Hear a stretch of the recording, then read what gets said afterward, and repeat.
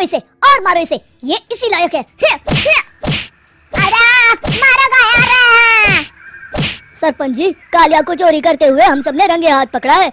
अब इसे गांव से बाहर निकाल देने में ही हम सबकी भलाई है। तो देर किस बात की है, अभी इसे धक्के मार के इस गांव के बाहर का रास्ता दिखा दो। अरे सरपंच जी, ऐसा मत करिए, मुझे एक मौका और दीजिए, मैं दोबारा कभी चोरी नहीं करूंगा। लेकिन गांव वाले उसकी एक नहीं सुनते और उसे मार मार के गांव की सीमा के बाहर निकाल देते हैं। मेरी कमर दर्द के मारे मेरी जान निकली जा रही है।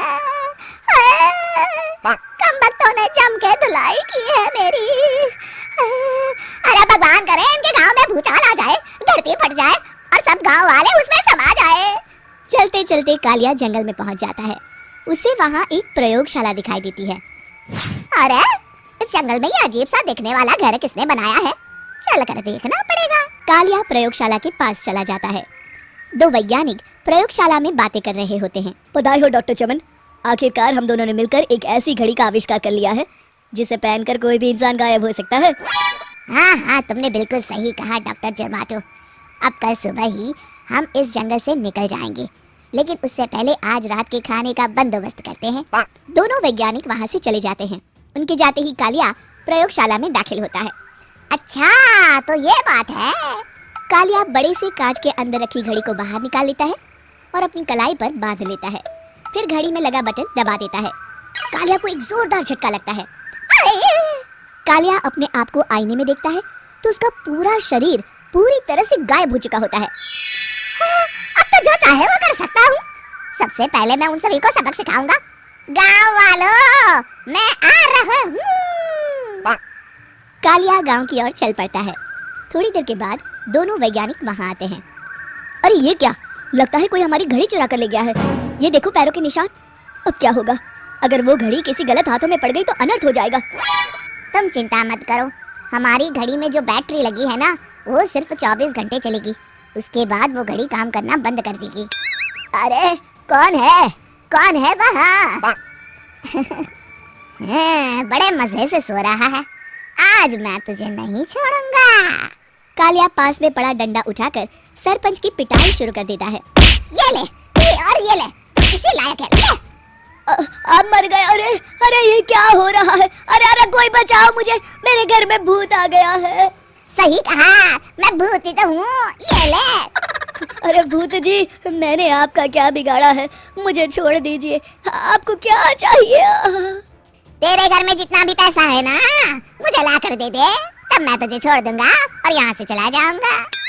सरपंच अपनी तिजोरी से पैसे निकालकर एक बड़े कपड़े में बांधकर जमीन पर रख देता है और कालिया वो सारा पैसा लेकर वहां से चला जाता है। दूसरी तरफ जमींदार गांव के चौराहे पर खड़ा कुछ लोगों से बात कर रहा होता है। इस कमीने जमींदार ने भी मुझे बहुत पीटा था, इससे भी बदला लेना तो बनता है। हाँ? जमींदार अचानक अपने आप को चांटे मारने लगता है। अरे भाई ये क्या हो रहा है? जमींदार साहब, अब ठीक तो है ना? अरे मुझे नहीं पता भाई। अरे मर गए रे, ये तो पक्का किसी भूत प्रेत का काम है। जमींदार के अंदर कोई भूत आ गया है। इससे पहले कि ये हमारे अंदर आ जाए, मनोहर भाई अपनी जान बचानी है तो भागो यहाँ से। ये क्या? अरे बाप रे बाप, मुझे तो भूतों से बड़ा डर लगता है, मैं तो चला यहाँ से। अगली सुबह इस घटना से पूरे गांव में दहशत फैल जाती है। सभी गांव वाले आपस में बात करने लगते हैं। अरे भाई, पता नहीं कहाँ से हमारे गांव में एक भूत आ गया है। उसने कल रात को सरपंच और जमींदार की खूब पिटाई की और उनके सारे पैसे भी लेकर चला गया। हाँ भाई हाँ, ये भूत तो मुझे बड़ा अजीब लगता है। मेरी समझ में नहीं आता कि भूत उन पैसों का करेगा क्या। अरे तेल में पकोड़े बना के तलेगा बेवकूफ। इस बात की चिंता करके कहीं वो भूत हमारे घर में ना आ जाए। तुम बिल्कुल सही कह रहे हो आर्या, मैं भी इसी बात से घबरा रहा हूँ। अच्छा, अब मैं अपने घर जा रहा हूँ, तुम सब भी अपने अपने घर चले जाओ, उस भूत का कोई भरोसा नहीं है। हाँ। तीनों वहाँ से चले जाते हैं। दूसरी तरफ कालिया सारे पैसों को एक खंडर में छुपा देता है।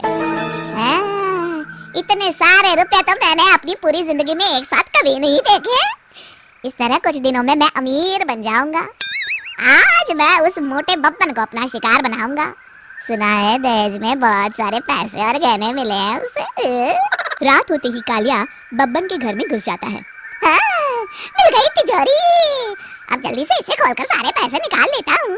अरे खुल जा खुल जा। खुल गई। कालिया पैसे थैले में भर ही रहा था कि तभी बब्बन उसके बगल में आकर खड़ा हो जाता है।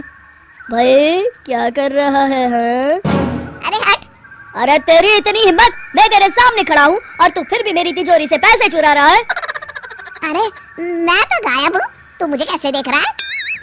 कालिया अपनी घड़ी को देखता है। अरे इसे क्या हो गया है? हाय लगता है बैटरी खत्म हो गई। अच्छा तो आज मैं तेरी बैटरी अच्छे से चार्ज कर देता हूँ।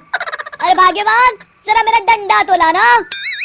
ये मोटा मुझे नहीं छोड़ेगा। अरे भागो।